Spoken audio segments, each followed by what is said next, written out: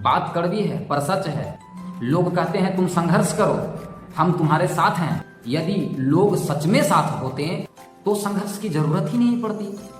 एक छोटी सी स्टोरी है, मैं दीपक राज। एक समय की बात है, एक गांव में एक गुफा था और उस गुफा को लोग मौत के गुफा के नाम से जानते थे। हाँ, बिल्कुल सही सुन रहे हैं आप। ऐसा इसलिए जानते थे कि आज तक के उस गुफा के अंदर जो भी लोग जाता था वो वापस नहीं लौटता था और लोग पूरा घबरा चुके थे। उस गांव में पूरा हर लोगों के अंदर हड़कंप मच गया था क्योंकि उस गुफे के अंदर लगभग 300 से प्लस लोग गए थे अंदर बट वापस नहीं आए थे। एक दिन ये बातें एक बाहरी व्यक्ति को पता चल जाता है, दूसरे गांव से आया हुआ व्यक्ति को पता चलता है। उसे विश्वास नहीं होता कि आज की डेट में भी ऐसा हो सकता है। उसे विश्वास नहीं होता और वो ये डिसीजन करता है कि मैं उस गुफे के अंदर जाऊंगा। और जैसे ये चीजें पूरे गांव वाले को पता चलता है कि वो उस गुफे के अंदर जाना चाहता है तो लोग उसे पकड़ करके और समझाना स्टार्ट कर देते हैं कि आखिर तुम उस गुफे के अंदर क्यों जाना चाहता है। तो बोलता है कि आज की डेट में ऐसा होता ही नहीं, मैं उस गुफे के अंदर जाना चाहता हूं और मैं देखना चाहता हूं कि उस गुफे के अंदर आखिर होता क्या है। लोगों ने बहुत समझाने का प्रयास किया बट वो किसी का सुनने वाला कहां था।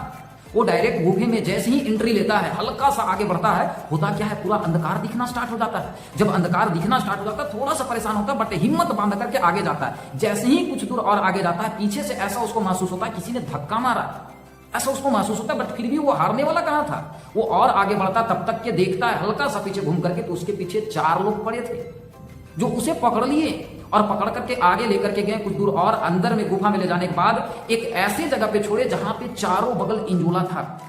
वहां पे जब गया तो उसके जैसे और 300 व्यक्ति दिख गए और 300 व्यक्ति जब दिखे तो हर लोगों को देखा, सभी लोग बहुत खुश थे। सभी लोगों से मिला कि आखिर आप यहां क्यों हो और किस लिए हो आप लोग बाहर क्यों नहीं गए। तो वो लोग बोले कि एक बात बताओ, तुम अंदर कैसे आ गया, आखिर तुमको अंदर आने में डर नहीं लगा। बोला डर तो लगा था लेकिन मैंने किसी का सुना नहीं।